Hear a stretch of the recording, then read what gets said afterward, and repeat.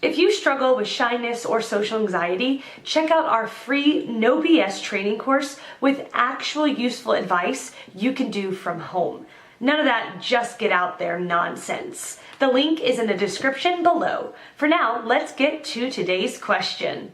The question: how did you overcome your shyness and learn to initiate conversations with strangers? Answer by Rebecca Knowles. I once showed up to a party alone, before any of my friends arrived. Instead of mingling, I hid in the bathroom to kill time and avoid talking to strangers. Embarrassing, but true. For a shy person, social interaction can be a stomach-churning, anxiety-filled experience. It was for me. But with some work, I was able to get it under control and become comfortable with talking to people. This post probably explains it better. 13 confident ways to overcome your shyness. Mobita. It wasn't a single, enlightening experience that woke me up and made me decide to shed my shyness for good. It's been a gradual process. The more problems it causes, the more I learn to get over it. I'm introverted at heart, but that doesn't mean I have to be shy. The two are quite different, and realizing that shyness is a habit that can be broken was a big first step in understanding that I can develop social skills. I might not be the life of the party, but with a little effort, I can initiate and maintain conversations and learn to speak up for myself. I used to have a bad habit of cracking my knuckles. That wasn't who I was, it was something I did. If I could break that habit, surely I could break my shyness. Shy people often overthink their behavior and responses. I'd end up obsessively mulling over everything I said or did, wondering what others think of me. Did I say something stupid? Did I say something that might seem offensive? I still do this. After I've hung out with new friends, I'll often think about every tiny thing I said after the interaction. If I said something even slightly embarrassing, or something that could be taken the wrong way, I kick myself. I used to do this constantly, and it made me dread social interaction even more. But a close friend said something to me that stuck. I don't mean to sound rude, but you don't realize how little people probably think about you. It made me feel like a narcissistic jackass. But really, it is a little self-centered to think people are always considering my every word and behavior. The truth is, they probably don't care. This was a great relief. After all, when someone says something embarrassing to me, I don't skewer them for it. I figure I misunderstood them, or they didn't quite mean it the way they said it. Or I laugh it off. We all say stupid things occasionally, and most people realize that. You should definitely think before opening your mouth, but overthinking after the fact can drive you nuts. I started to recognize my shyness as a trigger. When I felt it coming on, that was my cue to accept the challenge to be social. This helped me focus my attention on it. I took small steps toward overcoming my shyness. At my first post-college job, I worked in an office full of people. I remember coming in every morning, and immediately feeling shy about walking into the room. So I gave myself a challenge. I vowed to simply come in and say good morning each day. After doing this for a while, it just became natural. It wasn't intimidating anymore, and it helped me become more comfortable around my coworkers. Here are a couple of other small steps I took. Those are just a few, but there are so many other possibilities. Force yourself to ask for directions. Give someone a compliment. After a while, these habits will become second nature. My shyness is worse when others are especially outgoing. Sometimes it feels like you have to hurry up and blurt out whatever you're trying to say, because the people around you talk so much. For a shy person, this can make social interaction even more stressful. Answer by Leslie Ann Weir. If you can respond appropriately to other people talking to you, then your shyness is actually quite specific. It's making the initial plunge into contact that is the problem. It may help to think more deeply about shyness generally, though, to see where you stand on the spectrum. I was quite shy when I was young, but I'm more introverted than shy. People often confuse the two, but I think I can speak a little about shyness, because I realized at a young age that people thought I was unfriendly because I was usually not joining in but was lost in my own thoughts. I became something of an observer of human behavior, because I decided that I was going to get better at mixing with people and passing as an extrovert. I seemed to be surrounded by them. Luckily, I also find human beings an endless source of fascination, so I've never had to pretend to be interested in a person. The only things I find boring are when I sense that someone is presenting a polished, but false, front to the world, or they're using socializing as a means of enhancing their status. These are a few of my conclusions on shyness and socializing, after years of observing human behavior. Most people are more interested in themselves than others. They are thinking about the impression they are making rather than paying close attention to you. However, there are people who make a sport of observing others so they can pass judgment on them and make themselves feel better. These people are best avoided if possible. It can be difficult to work out who does this from first impressions only, but you can usually tell reasonably quickly by listening to how they speak about others. Most people feel shyness at some time or another. It's a spectrum. Put a bubbly extrovert in a room full of strangers who all know each other, but don't know the extrovert, and the extrovert is liable to feel a little shy at first. But after plunging into mingling, they will probably feel right at home after about 5 minutes. In the West, we are increasingly conditioned to believe that we're all special. That's a pressure.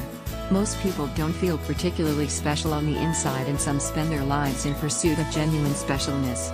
If you pay kind and respectful attention to someone, they will likely find this validating and will be delighted that someone is showing an interest in them. People feel nervous if you don't make eye contact with them. It makes it seem as though you're hiding something, even when your difficulty is simply the intimacy involved in holding someone's gaze. I think, to overcome shyness, the single biggest step is to practice calmly looking someone in the eye. Do not stare. There is a natural behavioral pattern to eye contact. Generally, about 1 second of eye contact when you greet someone is appropriate. If you are the one speaking, a second of eye contact every now and then shows that you care about whether you are boring someone. When they are talking, it's fine to look at them. When they reach the end of their point, they will probably glance at you. The eye contact at that point is like a visual handing over the floor, giving you permission to speak. When you speak, don't stare at them but look at a neutral object, except for the occasional check-in. Although this sounds mechanical, it will actually lead to fairly natural conversation.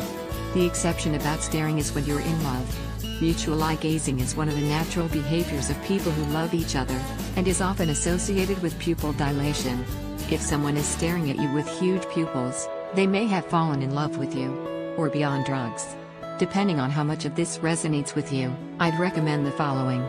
Think about the opportunities you've missed by not speaking and imagine what may have happened had you taken the plunge. Not in a daydreamy way, but as though you are planning different strategies for making the most of your opportunities in the future. But make sure you are approaching being more sociable with the right intentions. Even highly polished conversationalists can be rumbled in the long term if they are not kind and respectful. If people suspect that you are approaching them merely as a project, the intuitives among them will sense it and run a mile. Such negative feedback is unlikely to build your confidence in the long term.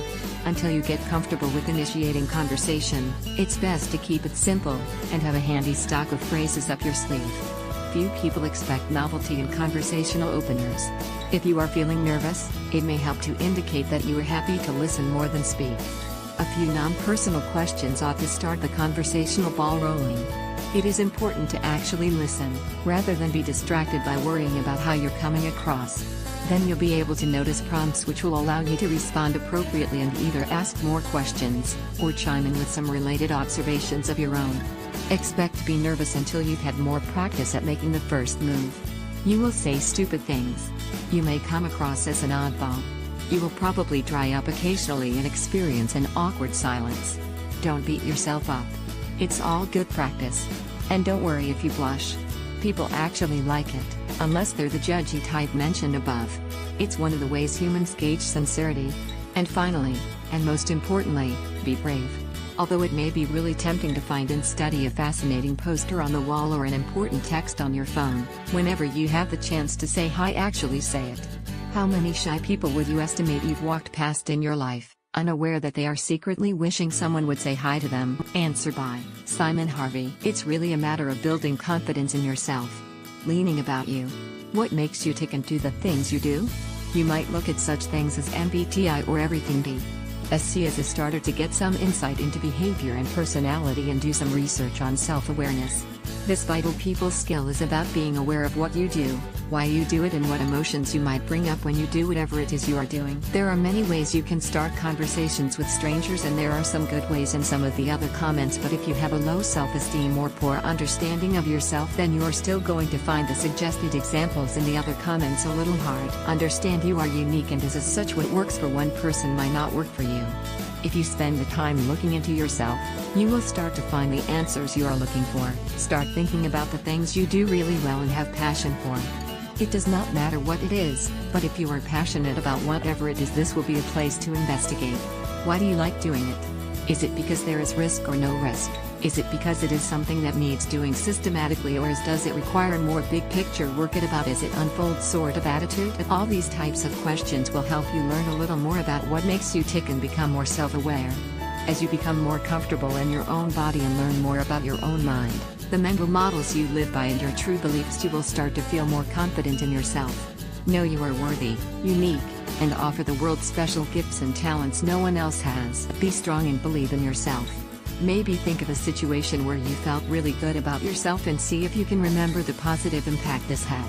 Use that same emotion to see yourself as the confident person you want to be, because the way you think and feel about yourself has a much bigger impact on your life than you think. If you expect to be confident and captivating meeting strangers, you are far more likely to be just that. Again, self-image drives us, and if your own knowledge of your unique abilities and personality is not great, then you are fighting an uphill battle. Spend the time learning more about you, and as this knowledge comes about, your confidence and love for who yourself will also grow. As this does, so will your own self-confidence and abilities to meet strangers. Don't give up and keep working on you. It's well worth it at any age. Meeting strangers for most people can be difficult, but in general it's the people that are most comfortable in themselves that will do the best and do it most naturally. There is perhaps one small point in on extroverts and introverts. I would say most of the time extroverts will find it easier to open up conversations, although most introvert will have little difficulty when the subject is one they are interested in. For the introvert, it's small talk that can be hard.